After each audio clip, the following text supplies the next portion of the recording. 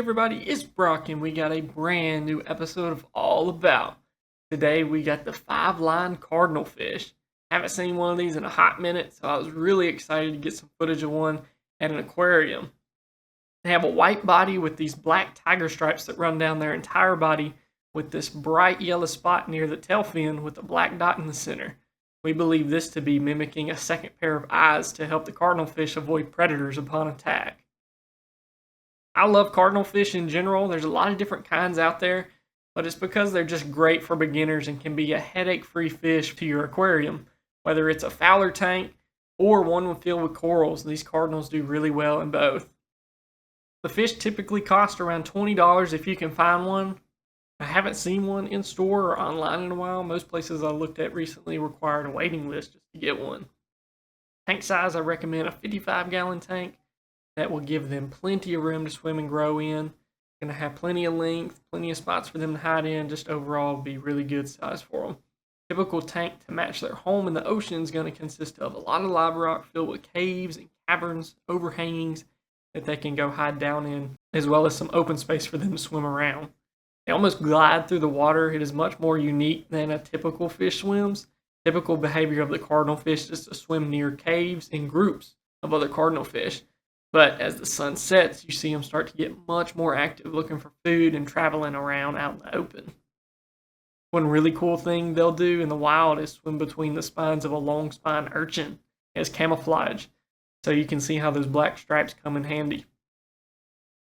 Camera level, like I said, really easy, good for beginners, good for experienced reefers in the hobby. They are very hardy fish that tends to eat quickly from you in the tank setting. And having a fish that just is a little bit more hardy definitely helps when you're a beginner learning the ropes. Temper, I'd say semi-aggressive, and really there's just towards other cardinalfish.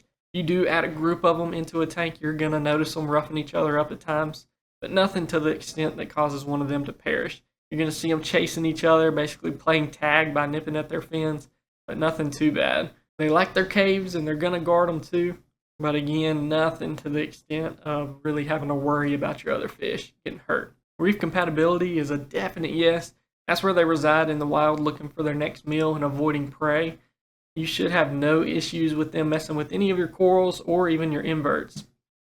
Temperature, I'd keep between 72 to 78 degrees, pKh 8 to 12, pH 8.1 to 8.4, and your salinity 1.020 to 1.025. Everything's going to be typical there. Keep up with your water changes. No special dosing has to be done. A lot of places are going to dose these in copper before they go into your tank. That's always a good practice to keep off any diseases from going into your display. Just always keep the ammonia, nitrates, and phosphates at bay, and you'll really have no issues with this fish. Max size is about 5 inches, but most I've seen hover around 2 to 3 inches in their lifetime. We went over their colors and how they have that cool spot near the fin to confuse a predator which way the fish is facing. Diet is definitely carnivores.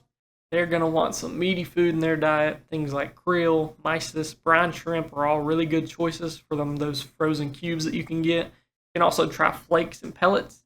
I used to have a pair of Bengal cardinals that love pellet food. It was also really helpful because the cardinals can be shy in their caves during the day.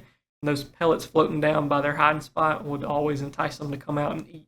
Origin is from the Indo-Pacific, come all around those islands there. These specific cardinals are not going to be captive bred, but you can find Bengals to be captive bred. If you're really wanting to keep captive bred only fish, you could go that route. Compatibility, just ask. I'd recommend more docile fish in the aquarium with them, peaceful fish that aren't going to cause too much ruckus or be aggressive towards them.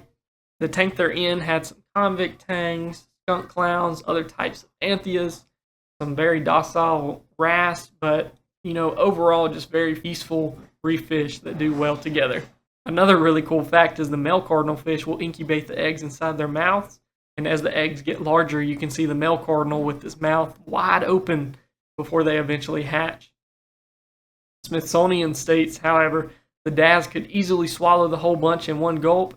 For the mother to keep her eggs alive, the cardinalfish will often lay a number of yolkless dummy eggs along with the real ones, and these dummy eggs basically trick the dad into thinking he has more future offspring in his mouth, and thus the clutch is worth careful protection.